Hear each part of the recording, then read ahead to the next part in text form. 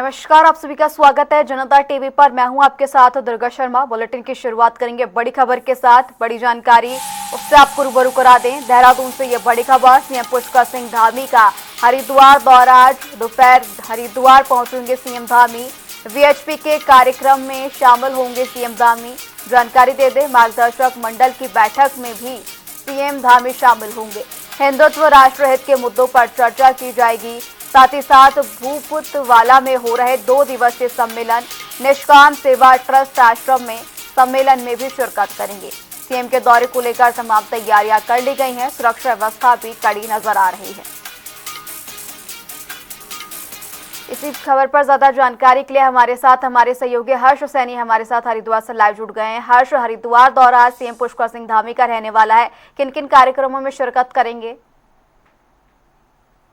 जी बिल्कुल दुर्गा, मैं आपको बता दूं, मुख्यमंत्री पुष्कर सिंह धामी का आज हरिद्वार का दौरा रहने वाला है और रायवाला हेलीपैड पर वो पहुंचेंगे।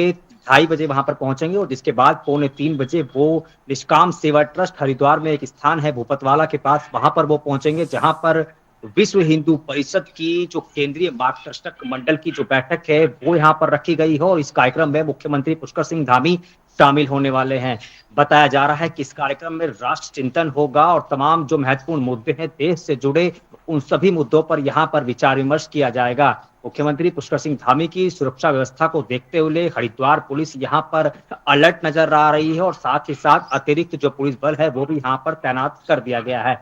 मुख्यमंत्री पुष्कर सिंह धामी की सुरक्षा को देखते हुए चाक चौबंद यहाँ पर व्यवस्था की गई है और सीएम धामी के साथ यहाँ पर भारतीय जनता पार्टी के जो वरिष्ठ नेता है वो यहाँ पर शामिल होंगे। साथ ही साथ जो कार्यकर्ता है वो भी यहाँ पर शामिल हो सकते हैं। मुख्यमंत्री पुष्कर सिंह धामी का ये जो दौरा है ये बहुत अहम माना जा रहा है क्योंकि 2027 में विधानसभा का चुनाव भी है और उससे पहले विश्व हिंदू परिषद की बैठक हरिद्वार में रखी गई है। 2 दिवसीय ये बैठक थी, कल इसका पहला दिन था और आज इसका जो है दूसरा दिन है।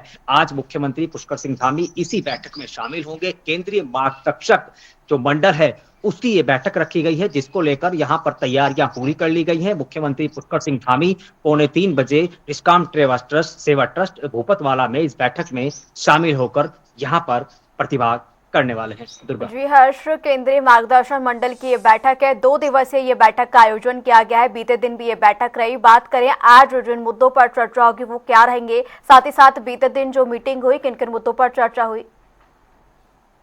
देखिए, निश्चित रूप से जो हिंदुत्व को कैसे मजबूत किया जाए, जो सनातन संस्कृति है उसको कैसे मजबूत किया जाए और साथ ही साथ जिस तरीके से विश्व हिंदू परिषद पूरे विश्व में ही इनका संगठन है तो उसको लेकर तमाम जो चर्चाएं हैं वो यहाँ पर रखी गई हैं और साथ ही साथ सनातन संस्कृति को किस प्रकार से उस पर पुरजोर जो है यहाँ पर समर्थन उसका किया जाए, किस तरीके से लोगों को जगाया जाए और हिंदुत्व के रास्ते पर जो सनातन का जो रास्ता है उसको लेकर यहाँ पर जो बैठक है वो रखी गई है। सकारात्मक जो मुद्दे हैं उस पर यहाँ पर चर्चाएं की जा रही हैं, तो सकारात्मक रूप से ही पूरा जो है कार्यक्रम रखा गया है, जिसमें यहाँ पर सीएम धामी शामिल होने वाले हैं और तमाम जो ऐसे मुद्दे हैं जो राष्ट्र व्यापी मुद्दे हैं, जो राष्ट्र चिंतन के मुद्दे हैं या जनसंख्या नियंत्रण की अगर कानून की हम बात की जाए तो ऐसी जो तमाम जो मुद्दे हैं जो राष्ट्रव्यापी मुद्दे हैं और साथ ही साथ संगठन को किस तरीके से बढ़ाया जाए और सनातन जो संस्कृति है उसको किस तरीके से विश्व वैश्विक एक छाप उसकी छोड़ी जाए, उसको लेकर तमाम जो मुद्दे हैं वो यहाँ पर रखे गए हैं। इन तमाम जो मुद्दे को लेकर यहाँ पर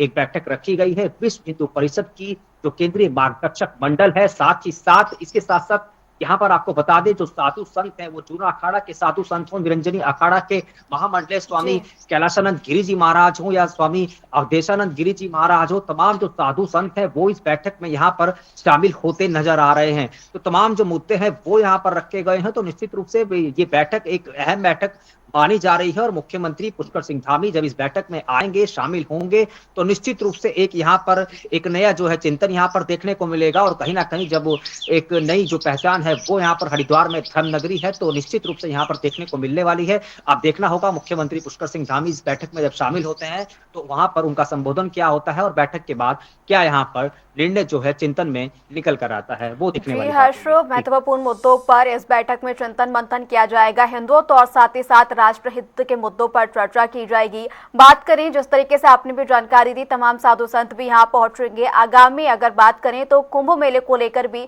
इस पर चर्चा हो सकती है, क्योंकि तमाम तैयारियों और साधु संतों से लगातार सीएम पुष्कर सिंह धामी इस कुंभ मेले को लेकर आए मशवरा करते हुए नजर आते हैं। तो क्या उसको लेकर भी इसमें चर्चा हो सकती है? जी बिल्कुल, निश्चित रूप से दुर्गा, उसको लेकर भी यहाँ पर चर्चा हो सकती है, क्योंकि अर्धकुंभ होना है 2027 में और उसको लेकर मुख्यमंत्री लगातार यहाँ पर अलर्ट मोड पर नजर आ रहे हैं। और सीएम के साथ साथ पूरा जो प्रशासनिक जो अमला है, हरिद्वार का जो पूरा प्रशासन है, वो यहाँ पर तैयारियों में जुटा हुआ है। खासकर अगर मुख्य रूप से हम विशेषकर अगर बात की जाए मेला अधिकारी सोनिका सिंह की अगर हम बात करें, तो वो निश्चित रूप से लगातार जो निर्माणाधीन जो कार्य हरिद्वार में चल रहे हैं, जो पुल बन रहे हैं, उनको लेकर लगातार यहाँ पर तैयारी की जा रही है। जो घाट है, घाटों की क्या व्यवस्था होगी, साधु संत जो यहाँ पर आएंगे उनकी क्या व्यवस्था होगी, रुकने की क्या व्यवस्था होगी, तो वो तमाम जो चीजें हैं वो लगातार यहाँ पर उसका चिंतन तो लगा ही रहता है। लेकिन आज भी इस बैठक में कहीं ना कहीं कुंभ को लेकर भी एक बड़ी चर्चा हो सकती है, क्योंकि जब प्रदेश के मुखिया पुष्कर सिंह धामी इस बैठक में शामिल होंगे तो निश्चित रूप से एक बड़ी चर्चा यहाँ पर देखने को मिल सकती है। कुंभ की जो तैयारियां हैं उसको लेकर यहाँ पर चर्चा देखने को मिल सकती है। साथ ही साथ कुंभ से जुड़े जो अधिकारी हैं, खासकर मेला अधिकारी सोनिका सिंह की अगर हम बात की जाए, तो वो लगातार यहाँ पर एक्टिव मोड पर नजर आ रही है। तो निश्चित रूप से मुख्यमंत्री पुष्कर सिंह धामी के साथ आज साधु संतों की एक बड़ी यहाँ पर चर्चा देखने को मिल सकती है। और इसके साथ साथ विश्व हिंदू परिषद की जो ये कार्यकारी मंडल की जो बैठक रखी गई है, ये यहाँ पर लगातार जो है देखने को मिल सकती है। और देखना होगा कि आखिर देर शाम तक क्या इस बैठक में निर्णय निकल कर आता है। लेकिन निश्चित रूप से कुंभ को लेकर भी यहाँ पर एक बड़ी चर्चा देखने को आज मिल सकती है। जी हर्ष, तमाम जानकारी के लिए आपका शुक्रिया। बैठक पर नजर बना रखिए। जानकारी दे दें, निष्काम सेवा ट्रस्ट आश्रम में सम्मेलन का आयोजन किया गया है। मार्गदर्शन मंडल की 2 दिवसीय बैठक का आयोजन चल रहा है, जिसमें आज मुख्यमंत्री पुष्कर सिंह धामी शिरकत करेंगे।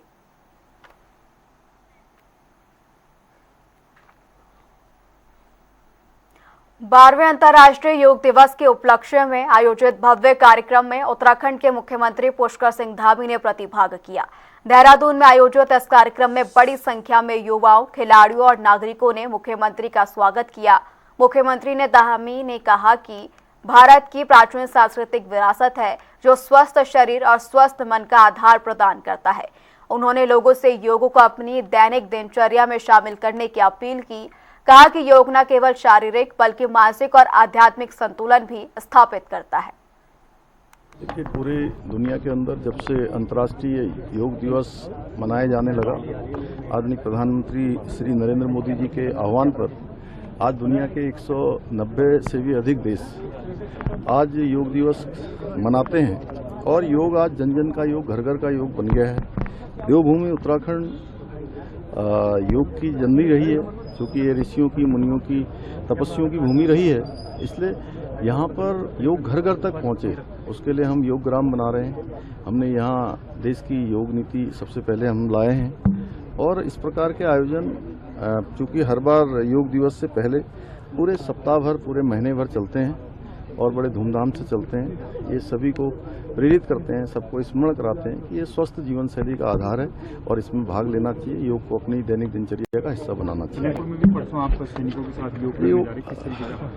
बनबसा टनकपुर जो कि हमारा सीमांत क्षेत्र है, उस सीमांत क्षेत्र में वहाँ के जो हमारे सीमा सुरक्षा बल के लोग हैं, सेना के लोग हैं, विद्यार्थी हैं, वहाँ की मातृशक्ति है, उन सबके साथ योग करके वहाँ से भी योग को आगे बढ़ाने के लिए हम लोग भी अपना योगदान देंगे। वहीं मुख्यमंत्री पुष्कर सिंह धामी ने अधिकारियों को नसीहत देते हुए कहा कि राज्य की ऐसी स्थिति है कि सभी को धरातल पर जाकर काम करना चाहिए। मुख्यमंत्री पुष्कर सिंह धामी ने कहा कि हमारी सरकार हमेशा ग्राउंड जीरो पर जाकर काम करती है और वो खुद भी जनता के बीच जाकर ग्राउंड जीरो पर काम करते हैं। देखिए, सभी को इस समय हमारे राज्य की ऐसी स्थितियां हैं कि सबको जो है धरातल पर जाकर काम करना चाहिए। और मैं स्वयं जाता हूं, मुझे लगता है कि हमारी सरकार हमेशा ऐसी सरकार होनी चाहिए जो ग्राउंड जीरो पर काम करे। उत्तराखंड को जल्द ही बेहतर रेल कनेक्टिविटी की सौगात मिल सकती है। दरअसल दिल्ली मेरठ के बीच संचालित नमो भारत ट्रेन सेवा को देहरादून और ऋषिकेश तक विस्तार देने की दिशा में अहम प्रगति हुई है। मुख्यमंत्री पुष्कर सिंह धामी ने प्रधानमंत्री नरेंद्र मोदी से मुलाकात के दौरान इस सेवा को उत्तराखंड का बढ़ाने का अनुरोध किया था। मुख्यमंत्री के अपर सचिव बंशीधर तिवारी ने बताया कि दिल्ली मेरठ रूट पर नमो भारत ट्रेन को यात्रियों का शानदार प्रतिसाद मिला है। उन्होंने कहा कि मुख्यमंत्री ने अनुरोध पर केंद्र सरकार ने देहरादून और ऋषिकेश तक ट्रेन विस्तार के प्रस्ताव पर सहमति जताई। नहीं, देखिए, अभी कुछ दिन पहले आप लोगों ने खबर भी पढ़ी होगी, जो मेरठ और दिल्ली के बीच RRTS चल रही है, जो नमो भारत ट्रेन है, एक दिन में रिकॉर्ड 1.25 लाख लोगों ने उससे यात्रा की थी। माननीय प्रधानमंत्री जी सब माननीय मुख्यमंत्री जी मुलाकात किए थे, तो उन्होंने अनुरोध किया था कि इसको जो मेरठ तक आ रही है उसको बढ़ा करके देहरादून तक, ऋषिकेश तक किया जाए। उस पर भारत सरकार ने सहमति व्यक्त कर दी है और DPR वगैरह के सर्वे का जो खर्च था, उसकी अनुमानित जो भी व्यय आना था, माननीय मुख्यमंत्री जी ने उस पर भी कल अनुमोदन प्रदान कर दिया है। तो अब सर्वे और DPR बनाने का काम शुरू होगा। भविष्य में जो RRTS नमो भारत है वो आपकी लक्ष्मण झूला ऋषिकेश तक आएगी। वहीं टीबी मुक्त भारत अभियान की धीमी प्रगति पर उत्तराखंड के मुख्य सचिव आनंद वर्धन ने नाराजगी जाहिर की। उन्होंने 60% से कम स्क्रीनिंग वाले जिलों के मुख्य चिकित्सा अधिकारियों के खिलाफ प्रतिकूल प्रविष्टि दर्ज करने के निर्देश दिए हैं। मुख्य सचिव ने 1 सप्ताह के भीतर टीबी मरीजों की 100% जांच पूरी करने को कहा। उन्होंने DG हेल्थ स्तर पर अभियान की रोजाना समीक्षा और निगरानी के निर्देश भी दिए।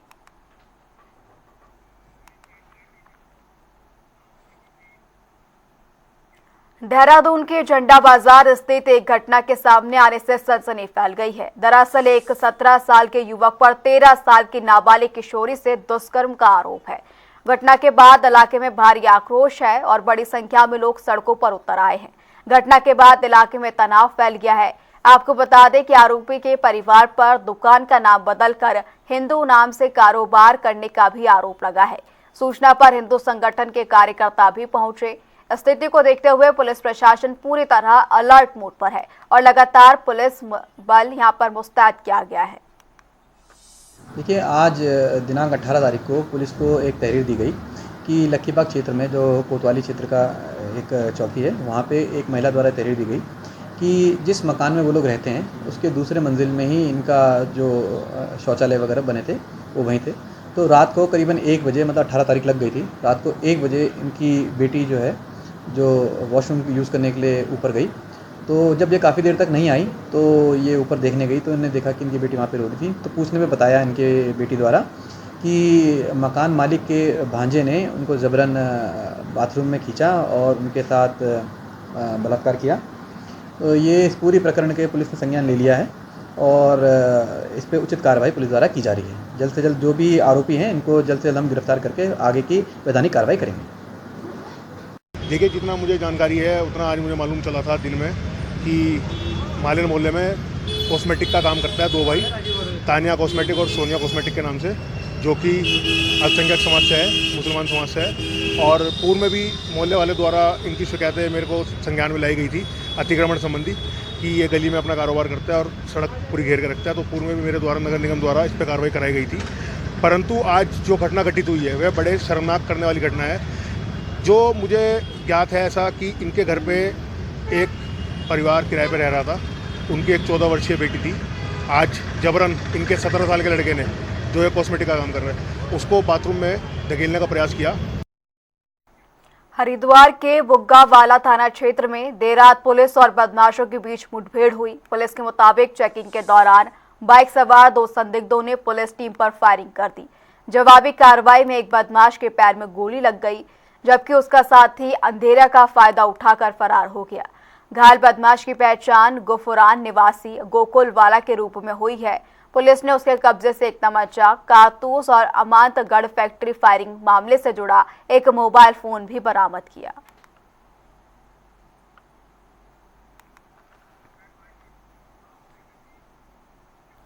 ऋषिकेश में गंगा नदी के बीच कथित तौर पर शराब पार्टी करने का वीडियो सोशल मीडिया पर वायरल होने के बाद स्थानीय लोगों और श्रद्धालुओं में काफी नाराजगी बढ़ गई है। वीडियो में 3 सैलानी गंगा के बीच बैठकर शराब पीते नजर आ रहे हैं, जिससे लोगों ने गंगा की पवित्रता और धार्मिक मर्यादा के उल्लंघन का आरोप लगाया। वीडियो सामने आने के बाद स्थानीय युवाओं व श्रद्धालुओं ने पुलिस प्रशासन से संबंधित लोगों की पहचान कर सख्त कार्रवाई की मांग की है। लोगों का कहना है कि धार्मिक और पर्यटन स्थलों की गरिमा बनाए रखने के लिए नियमों का सख्ती से पालन होना चाहिए।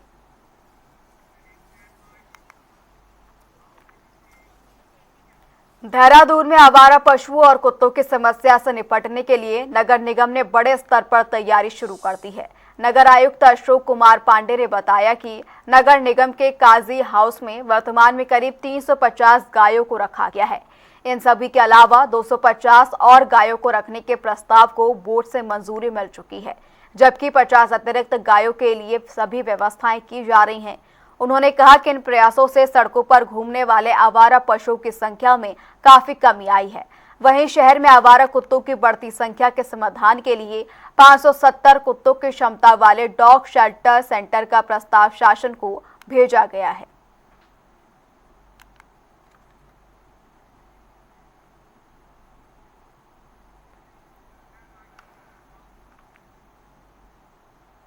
देहरादून में कैबिनेट की मीटिंग को लेकर सीएम धामी ने कहा कि साल 2014 में प्रधानमंत्री नरेंद्र मोदी के नेतृत्व में केंद्र सरकार बनने के बाद उत्तराखंड के कई लंबे समय से लंबित परियोजनाओं को नई गति मिली है। उन्होंने कहा कि ऋषिकेश, कर्णप्रयाग रेल परियोजना, 4 धाम और वेदर समेत कई मुद्दों पर चर्चा हुई। देहरादून में उत्तराखंड एसटीएफ के वरिष्ठ पुलिस अधीक्षक अजय सिंह ने कहा कि उधम सिंह नगर में मोहम्मद सलाउद्दीन को हिरासत में लिया गया है। उस पर सोशल मीडिया प्लेटफॉर्म के माध्यम से युवाओं को प्रभावित करने और कट्टरपंथी और राष्ट्र विरोधी विचारधारा को बढ़ावा देने के आरोप हैं। एसएसपी अजय सिंह ने कहा, शुरुआती जांच में सामने आया है कि आरोपी की गतिविधियां सामाजिक सौहार्द, राष्ट्रीय एकता, अखंडता और सुरक्षा को प्रभावित करने वाली हो सकती है। कुछ दिनों से इनपुट प्राप्त हो रहे थे कि सोशल मीडिया, खासकर सिग्नल, टेलीग्राम ऐसे ऐप्स के माध्यम से देश विरोधी गतिविधियों में कुछ लोग लिप्त होने की संभावना है और उनका फोकस एरिया बताया गया कि उधम सिंह नगर से वो एक्टिवेटेड है। इसके आधार पर एक स्पेशल टीम जो हमारी साइबर पेट्रोलिंग का काम करती है उनको लगाया गया था और जो गोपनीय इनपुट उनकी पेट्रोलिंग द्वारा पता चला कि एक व्यक्ति सलाउद्दीन है जो लगातार विभिन्न जो है टेलीग्राम के ग्रुप्स और सिग्नल के ग्रुप्स पर लोगों से जुड़ा, खासकर जो देश के बाहर जो बैठे हैं, खासकर पाकिस्तान और मलेशिया से कनेक्टेड है। इसके आधार पर उसको पूछताछ के लिए टीम द्वारा लाया गया था और पूछताछ उपरांत जब सारे फैक्ट्स को उसके फोन को चेक किया गया और जो डेटा रिकवर किया गया तो उससे पाया गया कि देश विरोधी गतिविधियों और उस तरह की आतंकवादी घटनाओं को लोगों को प्रेरित करने के लिए लगातार जो है ऐसे ग्रुप से जुड़ा हुआ था। कैबिनेट मंत्री प्रदीप बत्रा ने नीट के अभ्यर्थियों को लेकर बड़ा बयान दिया है। उन्होंने कहा कि राज्य सरकार युवाओं और प्रतियोगी परीक्षाओं की तैयारी कर रहे अभ्यर्थियों के साथ मजबूती से खड़ी है। उन्होंने बताया कि मुख्यमंत्री पुष्कर सिंह धामी के निर्देश पर नीट परीक्षा में शामिल होने वाले अभ्यर्थियों को 2 दिनों तक रोडवेज बसों में निःशुल्क सुविधा दी जाएगी। अभ्यर्थी अपने एडमिट कार्ड दिखाकर परीक्षा केंद्र तक आने जाने के लिए इस सुविधा का लाभ उठा सकते हैं। सरकार लगातार युवाओं के साथ है, अभ्यर्थियों के साथ है। जो भी अभ्यर्थी नीट का एग्जाम देने जा रहे हैं, हमारे परिवहन विभाग द्वारा माननीय मुख्यमंत्री के आदेश से जो है बस का किराया निःशुल्क किया गया है और जो भी अभ्यर्थी एग्जाम देने जाएंगे 2 दिन के लिए उनके आने और जाने के समय पर जो अपना आई कार्ड दिखाएंगे उनके लिए बस यात्रा मुफ्त होगी और निःशुल्क बस का किराया होगा। वो आराम से जा सकते हैं, आराम से आ सकते हैं और सभी यात्रियों को, सभी अभ्यर्थियों को, सभी जो एग्जाम देने पार्टिसिपेंट आ रहे हैं उनको शुभकामनाएं और बधाई। उनके लिए अच्छा एग्जाम दें और खूब मेहनत करें और अपने प्रदेश का और देश का नाम रोशन करें। उत्तराखंड कांग्रेस के प्रदेश प्रभारी कुमारी शैलजा का 2 दिवसीय उत्तराखंड दौरा अचानक बीच में ही समाप्त हो गया। राजधानी देहरादून पहुंची कुमारी शैलजा ने पहले दिन जिला अध्यक्ष और पार्टी के वरिष्ठ नेताओं के साथ महत्वपूर्ण बैठक की। हालांकि दूसरे दिन भी वरिष्ठ नेताओं के साथ उनकी बैठक प्रस्तावित थी, लेकिन अचानक उन्हें अपना दौरा बीच में छोड़कर वापस जाना पड़ा।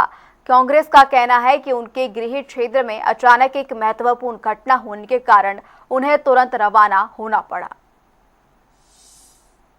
अचानक से कोई हादसा हो गया जिसमें कुछ लोगों के साथ हताहत हुआ है, इसी वजह से उनको जाना पड़ा है और अपने क्षेत्र को तो देखना ही पड़ता है। लेकिन वो फिर आएंगे, हमारी प्रभारी हैं और जो पहले दिन की मीटिंग्स हैं वो बहुत अच्छी तरह से हुए और पूरा दिन जो है चर्चाओं का दौर चला। उन्होंने संगठन के अलग अलग विभागों के प्रकोष्ठों के पदाधिकारियों से मुलाकात करी और एक रोड मैप तैयार किया गया है आने वाले चुनावों को देखते हुए, अपने संगठन को मजबूत करते हुए। और आने वाले समय में और भी ऐसी मीटिंग्स होंगी जिससे मजबूती से हम सरकार के खिलाफ खड़े होकर उनसे सवाल भी पूछे, जनता के साथ खड़े हों और इस सरकार को हटाने की प्रक्रिया की शुरुआत ढंग से करी जाए। उत्तराखंड में राशन कार्ड से जुड़े नियमों में जल्द बदलाव हो सकते हैं। रेखा आर्या ने एपीएल और अंत्योदय राशन कार्ड की आय सीमा की समीक्षा के निर्देश दिए। इसके लिए एक समिति गठित की जाएगी जो जिला पूर्ति अधिकारियों के सुझावों के आधार पर नए मानक तय करेगा। साथ ही राशन विक्रेताओं का नवंबर से लंबित लाभांश 1 सप्ताह के अंदर जारी किया जाएगा। सरकार राशन वितरण प्रणाली को पूरी तरह ऑनलाइन करने, विक्रेताओं के बीमा और मृत व्यक्तियों के नाम पर राशन लेने वालों के खिलाफ कानूनी कार्रवाई की तैयारी में है। की बैठक में हमारे सस्ता गल्ला विक्रेता उनकी जो एसोसिएशन है, उनका जो फेडरेशन है, उनके पदाधिकारियों के साथ में भी वार्ता हुई। उनके कुछ विषय जो लगातार रेस कर रहे थे, तो उन विषयों पे चर्चा हुई, जिसमें सस्ता गल्ला विक्रेताओं का जो लाभांश और भाड़े की धनराशि है वो नवंबर माह तक मिले जाने की बात कही गई थी और उसके बाद में जो है वो धनराशि अभी उन्हें प्राप्त नहीं हो पाई है, जिसको लेकर विभाग को दिशा निर्देश दिए हैं। और जानकारी में आया कि 39 करोड़ की धनराशि जो है वो विभाग को आजकल में ही प्राप्त होगी और उसे 1 हफ्ते के अंदर समान रूप से 13 जनपदों में दिए जाने के निर्देश दिए हैं। फिलहाल उत्तराखंड की खबरों में इतना ही। रुकेंगे एक छोटे से ब्रेक के लिए।